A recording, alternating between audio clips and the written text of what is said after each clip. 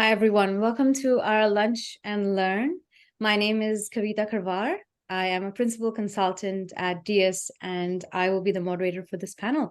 So welcome to our very crunchy topic for this afternoon. As we get started, I would like to acknowledge the traditional custodians of the land on which we all join this virtual meeting today. I personally am joining from the lands of the Gadigal people of the Eora Nation. I'd like to pay my respects to their elders past and present. I'd also like to extend that respect to any First Nations or Torres Strait Islander peoples joining us on the call today. Can we go to the next slide, please? All right, a bit about us. So we've been around for nearly 2 decades. We are 120 people strong. We have a large presence in Australia and New Zealand. And I would say, personally, a sweet spot is in between that intersection of people, technology, and innovation. So here's a bit about us. Feel free to follow us on LinkedIn or social media. And if you'd like to get in touch, you can also visit our website and get in touch with us. So without further ado, let's go to the next slide. And I would like to introduce our very fabulous panelists. And I'll hand over to the very fabulous Shaheen to introduce himself. Shaheen, are you on the call? Yes. Hi, everyone. I'm Shaheen Namin, Principal Machine Learning Consultant at DiUS, and hope to be here. All right. And let's go over to Tom. Hey, Tom. Hi, folks. I'm Tom. I'm Principal on the Experience Design team at DiUS. Thanks, Tom. And Warner. And Warner's on mute. There's always one. There is always one. There's always one. Thanks, Kavita. My name is Warner Godfrey. I'm Principal Consultant with the engineering team. And I'll hand over now to Frank. Thanks, Warner. Hi, everyone. Frank Lucino. I'm what we call a client engagement principal, so in the sales team. And my role is to look after our IoT practice. Fantastic. All right. Now, as always, if this is your first time joining a Lunch and Learn with us, welcome. But if this isn't your first rodeo, you're probably familiar with Slido. So we normally have Slido up and running. We would like this to be as interactive as we could in an online forum. So please feel free to add in your questions if you've got a burning question there. And if you have another question that someone else has asked that you think is really important, feel free to upvote it. We normally try and get to as many of the questions as we can in the session, and we would typically start with the ones that are popular. If we can't get to your question in time, we normally will send out some comms and responses from our lovely panelists. So as we get started, we also will have a poll running as part of our session. And before we jump into everything data and intelligent products, our first poll question, you'll see that pop up on your screen shortly. So the first question that you'll see coming up is, what is your understanding of the term intelligent product? You know, I'm assuming people who joined here probably have done some research, but really good to see what responses we get. So you're only responding to the first question here.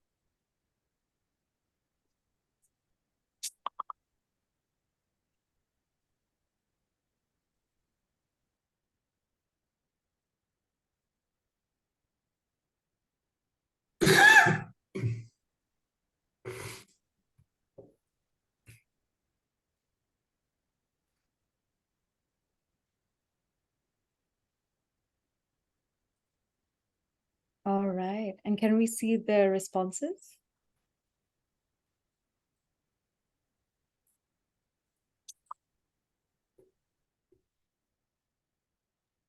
Oh, all right. Interesting.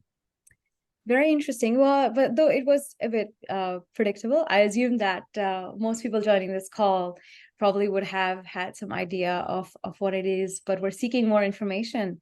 So without further ado, what we'd like to do now is elaborate on what we mean when we use the term intelligent product. And I'll hand over now to Warner to walk us through this. Can we put the next slide, please? Yeah. So I thought I'd briefly explain, I guess, what DiUS mean by an intelligent product. So, and most importantly, it's the advanced capabilities to enhance the functionality, usability, and value that's provided by the product. So, in order to do that, we're seeing products that are consuming a lot more data from a variety of sources, analyzing it quickly, I guess using and possibly even using AI to analyze that data and give the user, I guess, a far more meaningful, personalized and intelligent response. So the context is essential here. So I think, sorry, we've got someone on, I might have to put them on mute. I don't know how to do that on Zoom. Sorry about that. I might get someone else. All right. So if you're not speaking, please, everyone, can we request you to put yourself on mute, please? Thank you. Thank you. Sorry, Warner. Yeah, carry on. Thanks. So, yeah, although it doesn't mean that AI has to be involved, we're typically seeing over internet scale products, in order to get the timeliness of data and the insights that we're kind of expecting from these intelligence products, AI can provide an advantage there. And I guess, I love the quote from Arthur C. Clarke, with this sufficiently advanced technology is indistinguishable from magic. So, I think a lot of the types of interactions we're starting to see emerge have that wow factor, where for me as an engineer, I look in, think, how did they do that? How did they acquire that information? Sometimes it's creepy. We want to try and avoid that. But sometimes it's just really clever. Moving on to the next slide.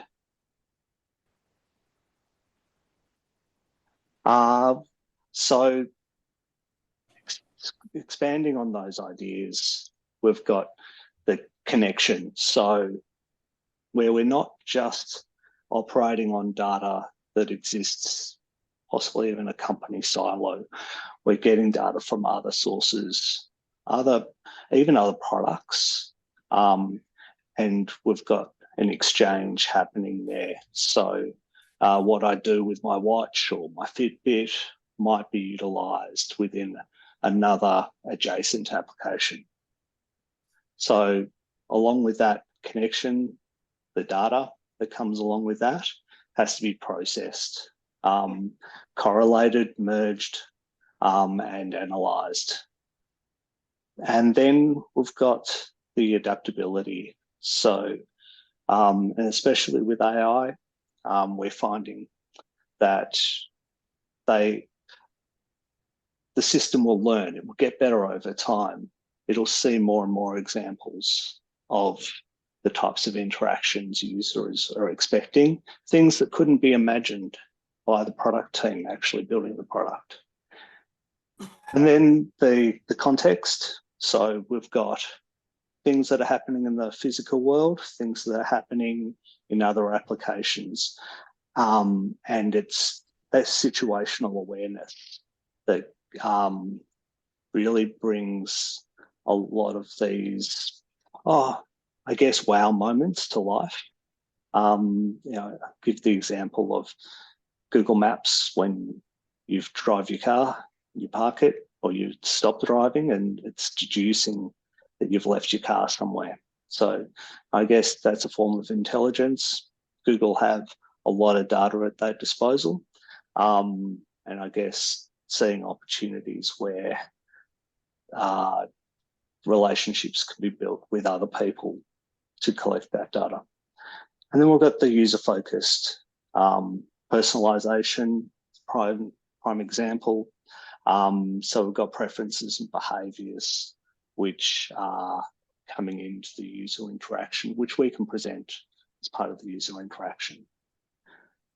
And on the next slide, it's always good to go into what these products are not. They're not purely based on AI. And although sensors and data from the real world can be advantageous, it's not mandated that IoT is part of the solution. And I guess we're starting to see big tech being, the first or on the forefront of this technology and intelligent products, but it doesn't belong exclusively to them. We have a lot of these tools at our disposal, and we can start to do things with a limited budget. So I think what probably does take is the imagination to think of new ways of doing things. From this point, I'll hand over to Tom. Thanks. Thanks, Warner. Yeah, so we kind of talked about sort of the shape of what we feel like intelligent products are, and I think we talked about sort of innovative solutions. I think what makes things innovative in this case is really being able to target a real human scenario or problem, like something that's a little bit more niche than we would usually. We've been talking about this internally a lot, and we work on a lot of cloud platforms, a lot of kind of UI based products that are in the cloud, web apps and mobile apps and that kind of thing. But we know that there's a lot of patterns that are established that, we draw on to kind of solve those problems. And we don't often kind of go down to the kind of personalization level. It's a very generic kind of sort of task or workflow for an outcome. Whereas the opportunity with these kind of products is really, to identify like one of those kind of deep human scenarios or problems, combine it with data, and then provide an answer that is personalized to a situation. And it's a lot more dynamic. And we need the three practices to really kind of build the foundation for those. Design, product, and engineering. It's got to work really tightly to make that happen. So we'll go through some more examples. Next slide. We were talking about it as sort of a spectrum as well. Sort of before digital products, you might have had a loan process that took an application form that was submitted to a human to process. It maybe took them 2 to 3 weeks to get back to you with their approval. Somewhere in the middle it's probably the middle ground at which we're at now, which is you submit your form digitally, you submit your data or information digitally, and you might get a response sort of there and then, or next week when someone calls you back.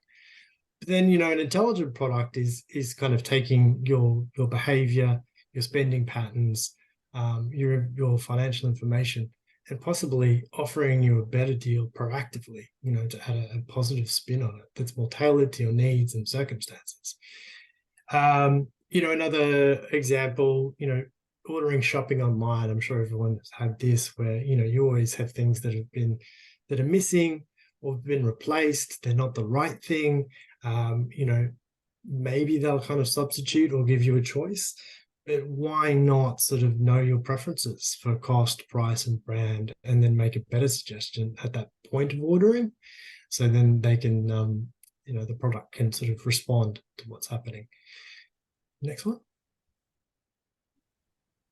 So some great examples sort of in the world right now. The McDonald's AI drive-through. So this was a kind of a POC that was built by a company in the US. Then McDonald's actually ended up purchasing, but their personalized drive-through uses things like weather data, location of the restaurant, your previous ordering, your preferences, and also down to things like stock, like what do they need to sell more of, or what do they not have, and it can respond and change the UI for the drive-through, based on your rego number, whether they've seen you before, what other people are ordering, what's popular in the area. I mean, I think everyone would be familiar with Face ID, but that's a blend of hardware, AI, and building up to sort of data security. I think it's pretty easy to be jaded by a lot of these things, but the revolution and the intelligence behind them is unmistakable. The third one, smart RFID checkout. I don't know if anyone's shopped at Uniqlo recently, but this absolutely blew me away.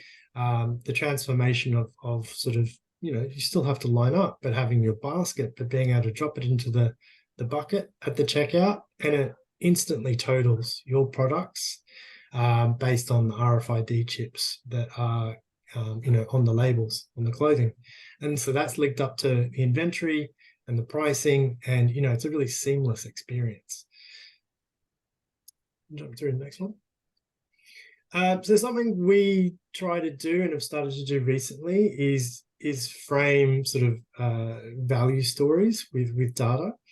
So framing it around sort of an insight or action that we could trigger, an action that someone could take, and resulting in sort of value and drivers created for the business, but also for the customer as well. So for the McDonald's drive-through example, if I knew I could order a new type of cool drink on a hot day, I would possibly purchase that drink, be more likely to purchase that drink, and I would be cooled and refreshed. But also, McDonald's is also selling more of a new product. Next one. So something else we've also started doing is working with sort of personalization canvases, which is kind of a mix of jobs to be done, but then sort of being able to kind of springboard off, by being able to show something, by being able to suggest something or curate, sort of what a model can do in the background, what intelligence can do in the background, what we can show or provide or do and preempt. But then, the foundation of all that is also what data do we have available to us? And that might be external data. In the McDonald's sort of example, it could be weather data, it could be time of day, it could be license plate number, but then there's also sort of internal data as well. So customer order data, menu items, and then being able to mix and remix those into sort of a new experience, which is a lot more sort of intelligent, enhances the experience, can augment what people can do. Next one. Fantastic. Thanks, Tom. Thanks, Warner. Just a reminder of our Slido link in here. I think we've also posted it on the chat, so feel free to ask your questions in there. I'd like to kick off our panel now with the first question, and this one's probably for you, Warner. You mentioned, in our definition, and also you focused a bit on what intelligent product is not. So you mentioned it's not about just sprinkling a bit of AI on top of an existing user experience. And I know in Tom's examples, Tom spoke a bit about getting the most value out of the data you have and the data you have access to. So if your team were looking to do this, where would be a good place for them to start? What advice would you have? So I guess advice and experience of what I'm seeing out in the market. There's a lot of products that are starting to use prompts as an alternative user interface. A good example is Zapier, which is a workflow tool for integrating products together. So, and they have allowed you to describe in a prompt what your interaction or your workflow is. So, and it'll put those pieces together. So it's taking something relatively simple, but just avoiding or shortcutting all the legwork, putting that together. So look, although it's cool, I think there's, I wouldn't classify it as an intelligent product. So I think we have to go a bit deeper with intelligence. So that's going to require a lot more data, probably starting from understanding what data you have, understanding if it's at the right fidelity. So, you know, we've seen a lot of more business decisions been made and product decisions been made with data, but we might even require higher fidelity or finer grained data in order to drive some of these initiatives. And you've got to know where to find it. So having data catalogs or working towards that, then it highlights what is already there and how, you know, I guess, and how it can be used, and, you know, avoiding sensitive information. And then what still needs to be brought in, where the gaps are. And so from there, I guess, you know, the possibilities start bubbling up. So we're starting to, you know, I guess that's where the imagination comes in. You know, so how can this data be used to enhance that experience or provide something that doesn't exist today? You know, it might actually be taking away some features that are currently there because they can be derived from other sources. So like that Google Maps example, I don't have to tell the Maps app where I parked. It just works it out for me. Yeah, that's a really good response. So understanding the data you have, whether you have high fidelity data, and understanding the possibilities with it. Yeah, that's really good. All right, now just changing tack a bit and coming to your example, Tom. And I know working with you, you're very passionate about us understanding the end user and understanding the customer and how this is really key towards building an intelligent product. From your perspective, how can experience design really be a differentiator for a brand or an organization? I believe you're on mute. I'm on mute. I think still. this is a round robin. Yeah, look, I think for me, there's a couple of different parts to this. You know, Warner was just talking about solutions. I think we need to put more energy into really working hard on a range of solutions. You know, I've talked about sort of, you know, generic web platforms, and so, you know, it's becoming table stakes now. You know, a mobile app or some kind of UI-based product. You know, it's becoming easier and faster to build these kind of things. So we need to think, you know, put more energy into, well, how do we make this more innovative?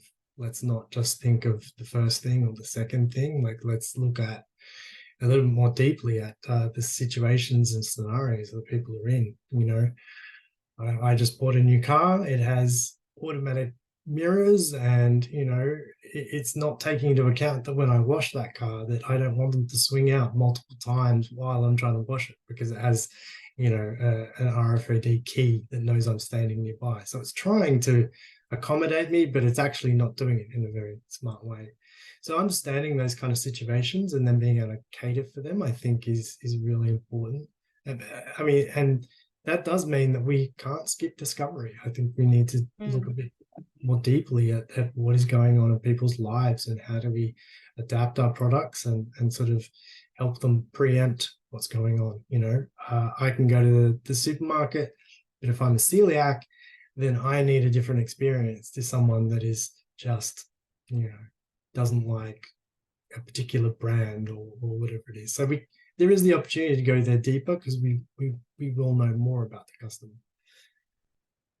Yeah, that's a great response, and also a great example with the car, because, you know, I don't have an expensive car and my car does this exact same thing, which is true, because then you can see that it's only been designed for one particular use case, and you know, not for the variety of reasons why you may be standing close to your car, which may not involve actually getting into drive.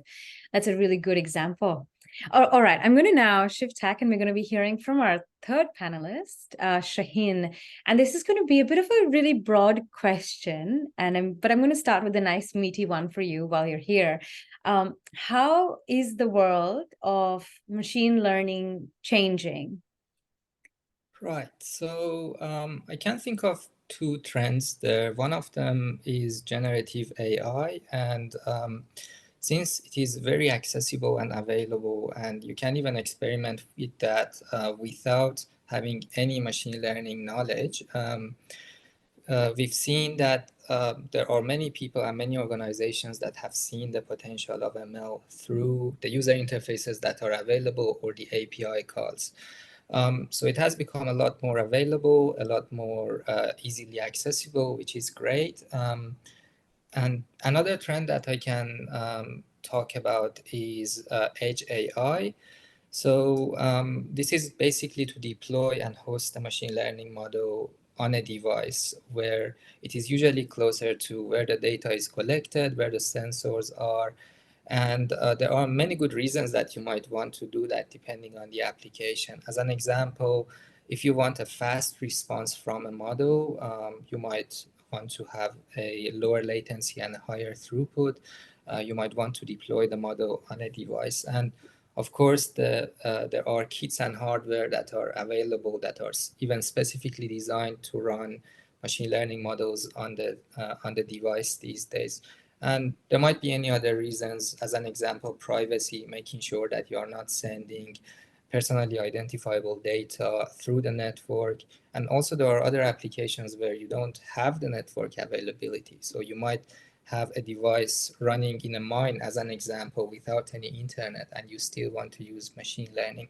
So these are new patterns that we see in machine learning, and they are becoming more and more available these days. Oh, yeah. Thank you. Thank you for sharing that. Thank you. All right. And now, Frank, over to you. We've discussed using data, leveraging and harnessing the power of our data. We've discussed focusing on the end customer, understanding their need. Shaheen spoke about Edge AI and scenarios. My guess question for you is this: wearing a cost lens, or wearing a project sponsor lens, one of the most common fears that we sometimes face when it comes to our project sponsors or product sponsors is that if we're building a product with some sort of compute power, this is going to be really costly, right? What could a team do to ensure that while they continue focused on innovation, they still maintain a sense of return on investment or still have that lens? Yeah, cool. Thanks, Kura. Yeah, I think we all sort of understand now that data is key. It's one of the foundations of intelligent products. Understanding it, but more importantly, the cost to serve. And there are tools out there to support you with that. But I guess the way to sort of understand it is where the data is coming from, how you're using it, how much of it do you have, how much you need to store it. But I think one of the fundamental pieces is really about what does it cost you to use it. So within a cloud environment, there's obviously trade-offs, but also cost within the solution or in that architecture to actually transverse data from different services. What does that look like? So you can sort of use tools to sort of understand the cost of the data and how to use it. But then if you are using ML, or it could be IoT or whatever it might be, how is that data getting to the product or to the cloud and then it being used? So understanding what that looks like from a cost perspective and data perspective, but also market, industry. So all those key fundamentals from building a product anyway. What's the opportunity, the cost to serve, and all those sort of things as well. So it's really better understanding what the product as a whole is going to, what investment you needed, but also what it's going to cost you moving forward. Yeah, that's a really good point. So tied back to, so while we want to innovate, we want to still tie it back to the opportunity, the value of the product, and then also understanding what this means for our like a company or our stakeholders. No, that's really good. Thanks, Frank. All right, at this point, we would like to do our second question on a poll. So you'll see the similar poll come up now. And previously we asked you the first question, which is how familiar you were with intelligent products. What we'd now like to do is get you to answer the second question. So you can just ignore the first one, please. Just go to the second one. Following our definition, what stage are you at in your journey? And if you're looking for the link for Slido, it's in the chat. Yeah.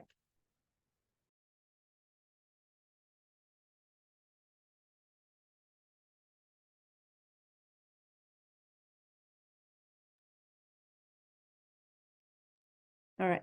Can we see the responses, please?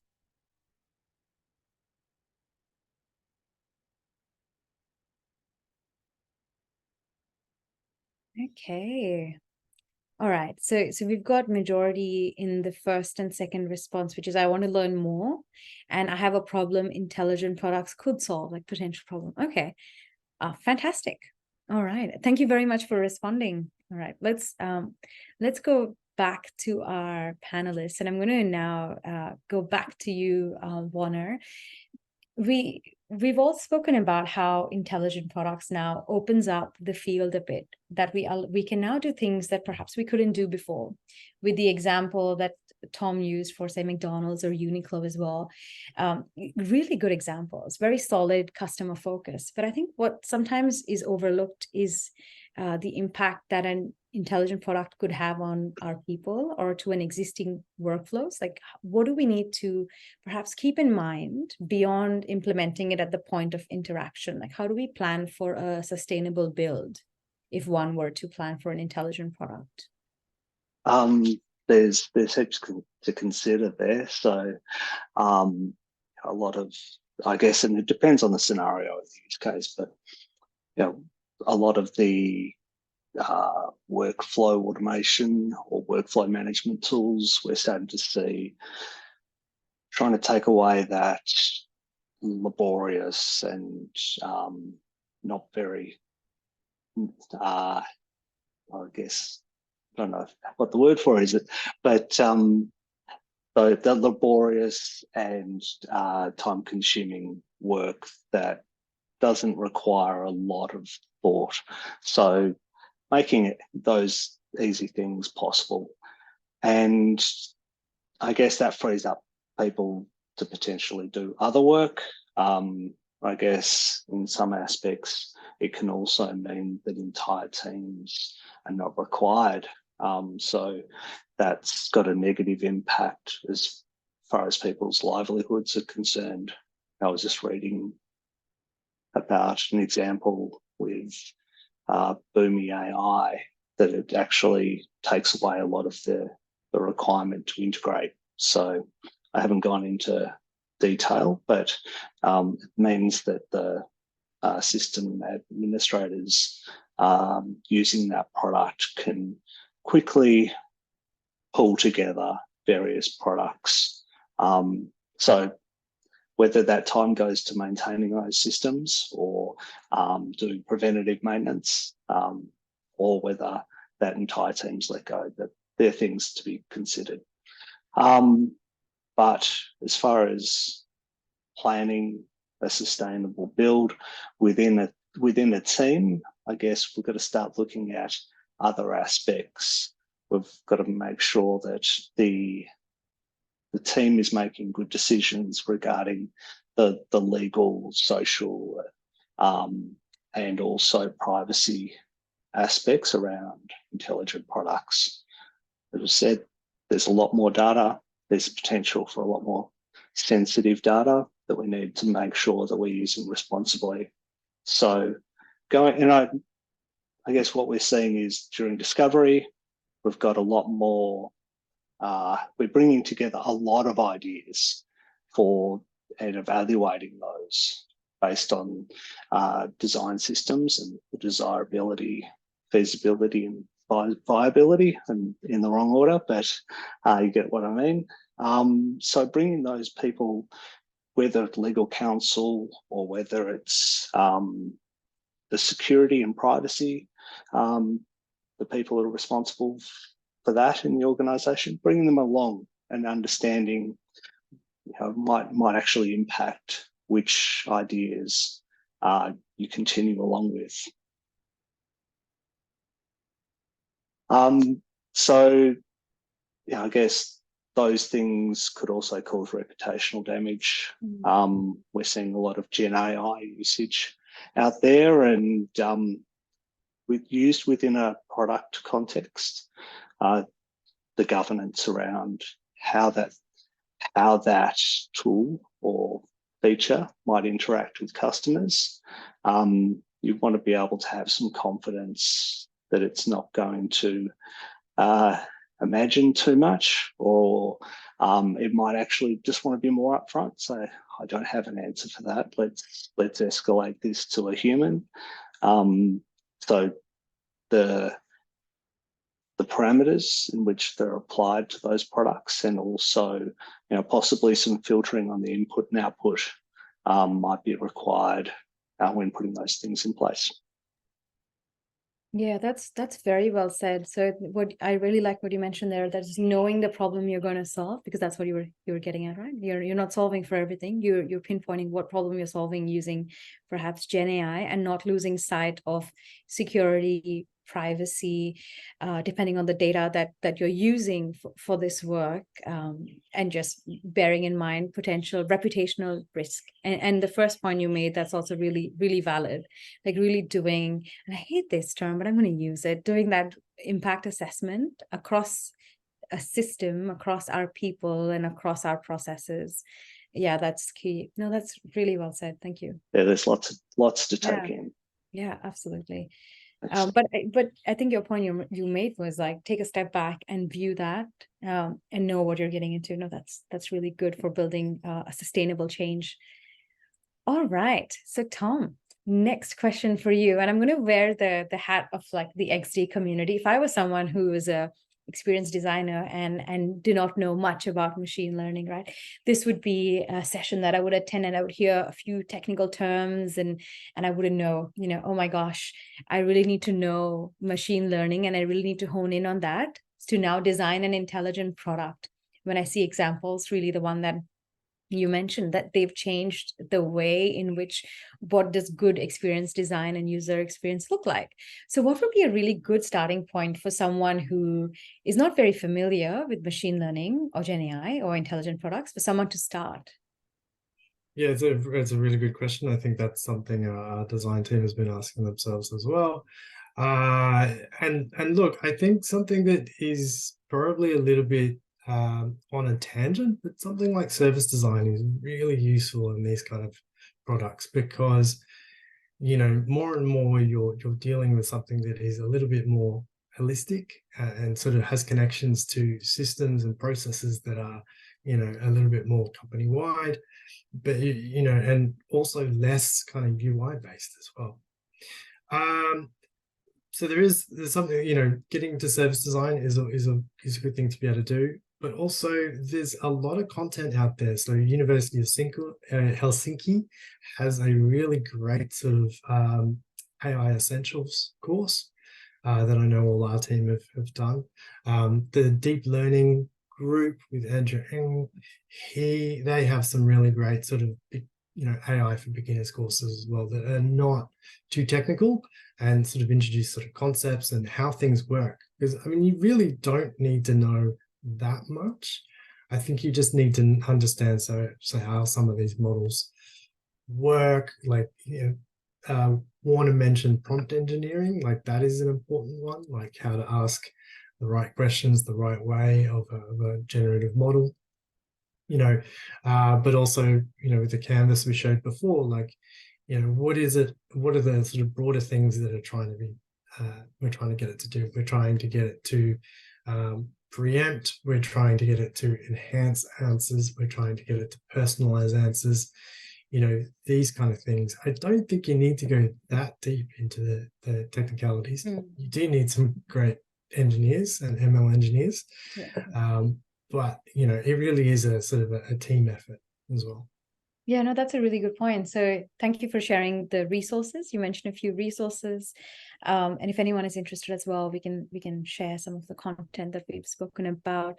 And good call out there around understanding the potential of the technology. And no one's asking you to be an engineer, but it's just understanding the potential that you could use it for. Now, that's really good. All right, Shaheen, over to you. And I'm going to wear a different hat as you do. Now, if I were an engineer now looking to learn more about AI and ML, what advice would you have for someone? Like, how does someone even know whether should I experiment with conventional machine learning versus Gen AI? How do you know what to choose if you've never experimented with these before? Sure. So I think first thing that enforces what you would choose when it comes to a machine learning model is your data. Generative AI is one of the tools in our toolkit, I would say, and one good application of that in practice that I see is if you don't have any data for your problem, but you just want to start, and generative AI model can be a very good starting point as long as it's one of the applications that generative AI models these days support. And also, as we know, it's a lot more simpler and easier to use these models these days. You just need to call an API, you need a subscription, and you might be able to get some results using prompt engineering as an example.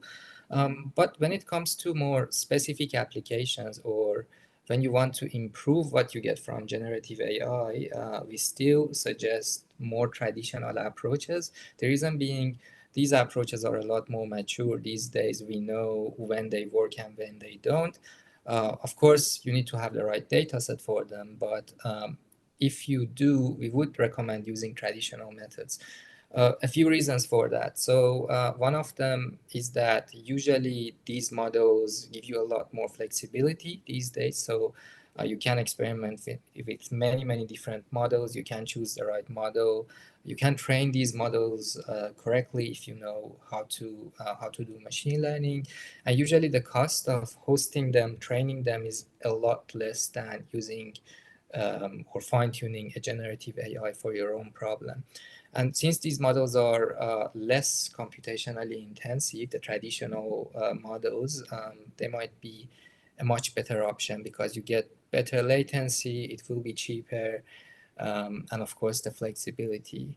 I would say that the best application that we see for generative AI these days is just a starting point, especially if you don't have the right data.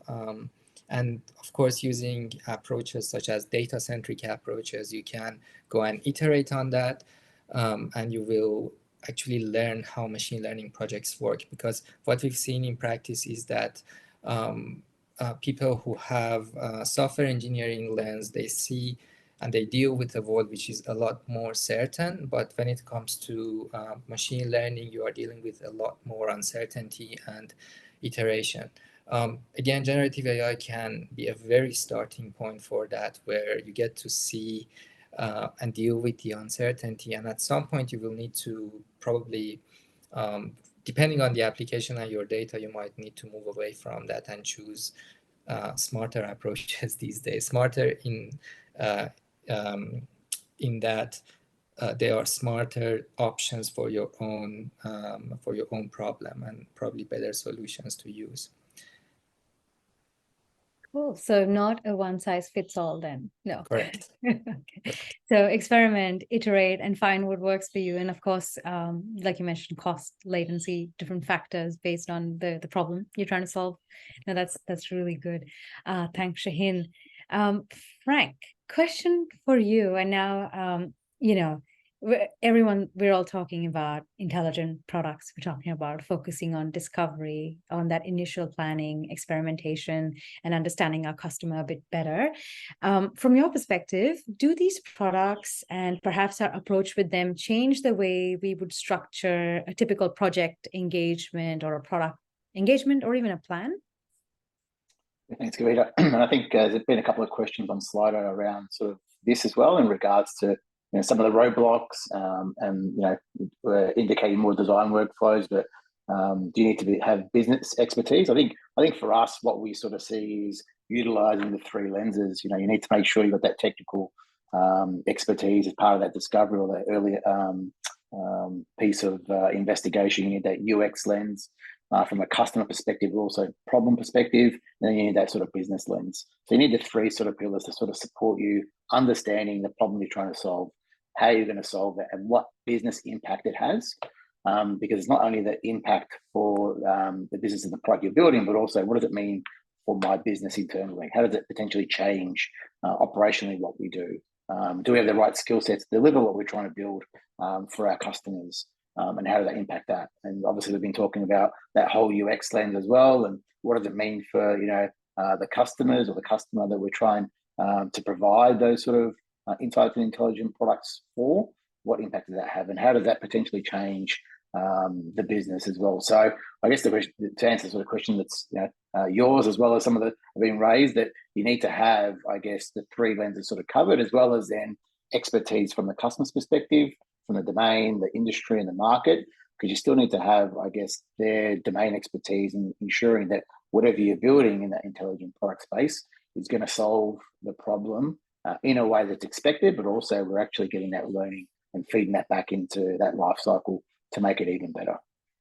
Yeah, absolutely. So I think, yeah, you're calling out that this really ratifies the need for that cross-functional, having that cross-functional team with lenses across the user's product and a very deep technical lens. So I guess question for all the panelists, not targeted at anyone, if as a business, right, who has a ML idea, like I have a Gen AI, I have an idea that I think is machine learning based, where would I start?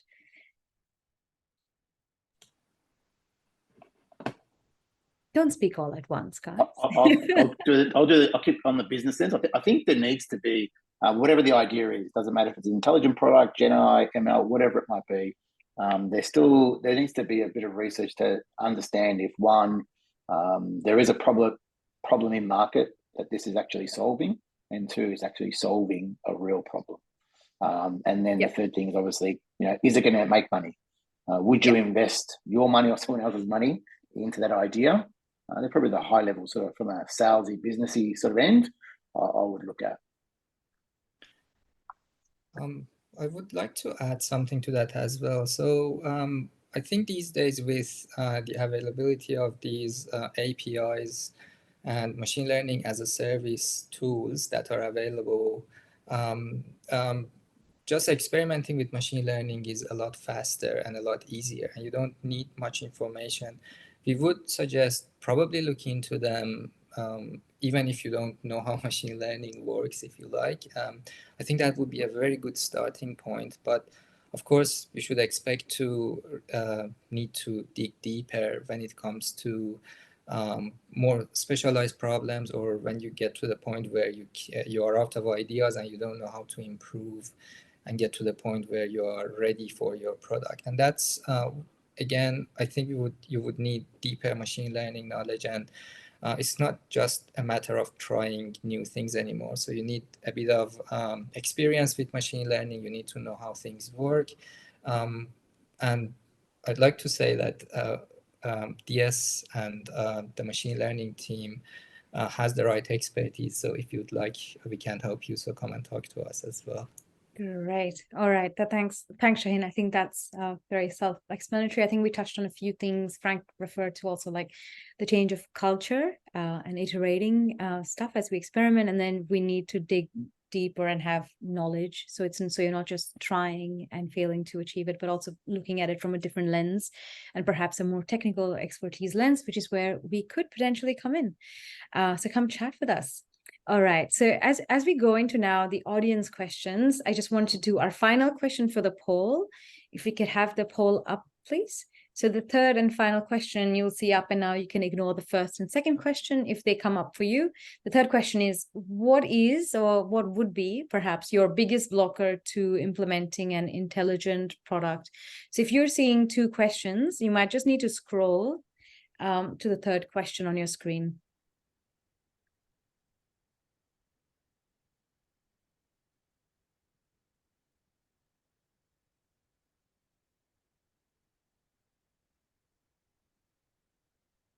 All right. And can we see the responses, please?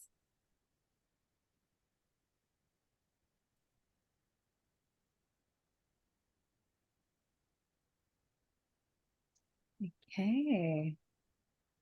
All right.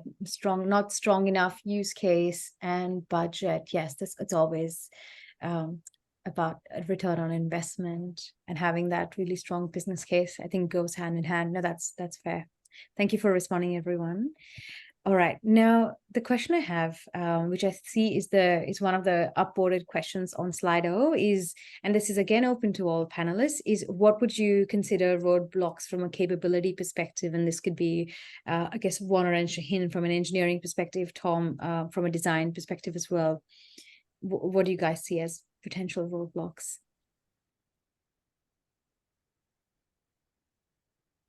That's a good question. I'll just jump in from a design point of view. I think the biggest roadblock is just hesitance and fear. Like, things are changing. It's hard to keep up. Like, weekly new things are being released. I think for design, there's a bit of a question around where does it fit in this new world? Like, a lot of the traditional design skills around visualization and sort of creation of visual artifacts that is quickly becoming sort of threatened. But I think it's going to force designers to think more deeply, to understand more deeply, and just be way more collaborative. You will not be able to sit in your corner and go down the rabbit hole as a designer. You need to work with others, like, as Sheen was saying, around building POCs. Like, there are tools out there that you might be able to experiment with, but to get something off the ground and connect the data that you need and start to see the results and see what's happening, like, it takes a team. So yeah, I think for some designers, I think it'll be a bit of a change. Get out of Figma. Yeah, because it's evolving, and it's evolving quite rapidly as well. Yeah, no, that's really well said. And from an engineering standpoint, Shaheen, Warner, any call-outs from you? So from the machine learning perspective, I would like to say that usually you need to experiment, and your model will evolve throughout time. So you might have even a very simple model, low-hanging fruit. You get to the point where you have something that is working, or you might even shadow that, and gradually you get to work on it and put effort into it up to the point where it becomes a lot more mature and it is ready for production. We've seen that in, I would say, any machine learning application and project, that you start simple and you get to iterate and work on that. I guess one example of that I guess everyone has interacted with is the authentication on the app, as we talked about. So the first versions were fingerprint. The second version was just analyzing the face. And we got to the point where we saw that everybody is wearing masks, and we need to change that model basically. And they made it smarter, and it could work even when someone is wearing a mask. I think you will see things in practice as time goes by. Your world even might change, but once you start and you put effort into it, it becomes more and more mature, and it works for your own application. So I would say start simple, if you like, with minimum amount of investment, if you like, into that, and gradually start and make it a lot more mature. So that would be my suggestion here. Yeah, that's a really good point, and a really fantastic way to wrap up. We are sadly at time. I know this was a very interesting topic. There are a few more questions on Slido. We will consolidate and get back to everyone with responses from our panelists. Thank you all for your time. Thank you for joining us in our Lunch and Learn. This is all the time we had for today. Thank you very much, and we hope to see you in our future sessions. Thank you.